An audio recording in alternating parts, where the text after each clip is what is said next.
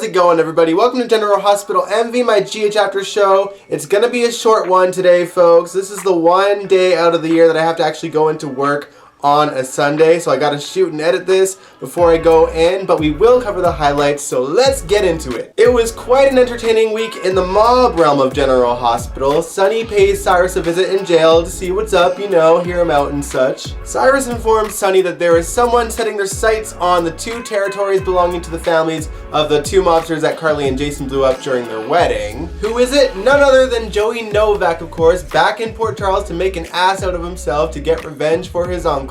Cyrus also tries to ask Sonny about Laura, who of course is out of town because he tried to put a hit out on her and she's in hiding. But, by the way, Jeannie Francis is back taping on General Hospital, so we should see her very, very soon. Anyway, Joey shows up at the Savoy and Carly and Olivia are there stoking out the competition and having a little chit chat about their personal lives. And Joey, of course, tries to start shit and then Curtis and a bouncer kick his ass out of the Savoy. Joey, of course, is humiliated and pissed off and he wants the Savoy for himself now, but Curtis's dad, I'm still calling him Curtis's dad, I'm pretty sure that it's his dad, overhears him on the pier, and then the next thing we know, Joey was beaten to a pulp and taken to General Hospital. We don't see who did it, but it's pretty obvious who it probably was. Carly, of course, actually thought it was Sonny, and Sonny was like, huh, no, I haven't made a move on Joey yet. But Sonny takes full advantage of the situation, pays Joey a visit in his hospital room, and manages to scare him into giving up his territory over to Sonny. And of course, I was like, you know what?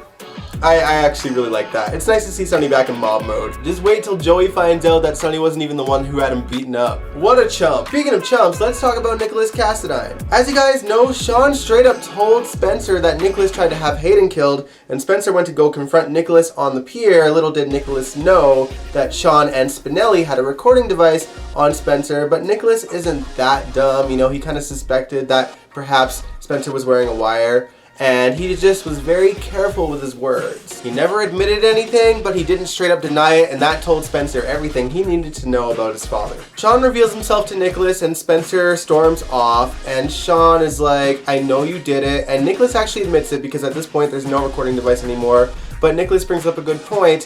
Hayden already knew, just like the rest of the town already knew, but you know, the show forgot about that part. Nikolas points out that Sean obviously has nothing to work with and there's no point in getting justice for Hayden when she already knows who did it, and he offers Sean money, and Sean decides to take him up on it so that he can put that money towards a non-profit organization. But Sean is no dummy. He knows that as long as he can hold this against Nikolas, he can get as much money as he wants for his non-profit organization. Sean goes over to Spring Ridge to tell Alexis the good news, and not a moment later, someone comes in saying that the governor has given Alexis a pardon, which was not done by Alexis or Sean, obviously. So I wonder if Alexis is going to take advantage of that and try to bring Nikolas down anyway. Meanwhile, Spencer has obviously not been enjoying being a townie and having to work for a living, so he goes over to the gallery looking for Ava to try and play nice and get his inheritance back.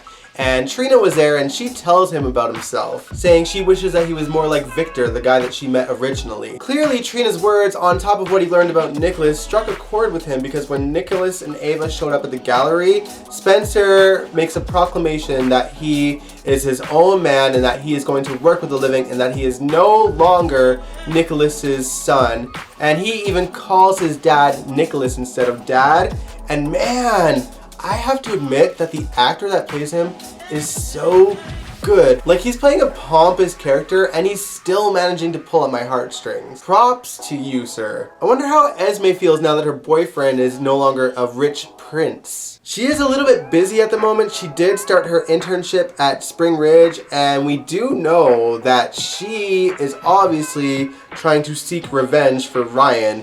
Why or how, we don't exactly know why, but it's definitely the case. Esme is also, for whatever reason, trying to get Jocelyn and Cameron to have sex, which is a choice of a storyline that I do not get. I'm sure she has her reasons, but really, this is the story we're going with for Jocelyn and Cameron's first time. Let's talk about the Quartermains. Olivia is so mad at Ned's worries for Leo that she is actually wanting a divorce from him. After her visit with Carly at the Savoy, she goes back to the Metro Court, and at this point, she is wasted, and Robert shows up, and of course, Olivia rants to Robert about her relationship with Ned being over, And I so adore these two in scenes together, mainly because I know Lisa Cicero is such a big fan of Tristan Rogers, so I just think about it every time they share scenes. At one point, Olivia talks about how grateful she is that Robert is such a listening ear and how Ned never listens to her. They just talk over each other, and she makes a move on Robert and kisses him.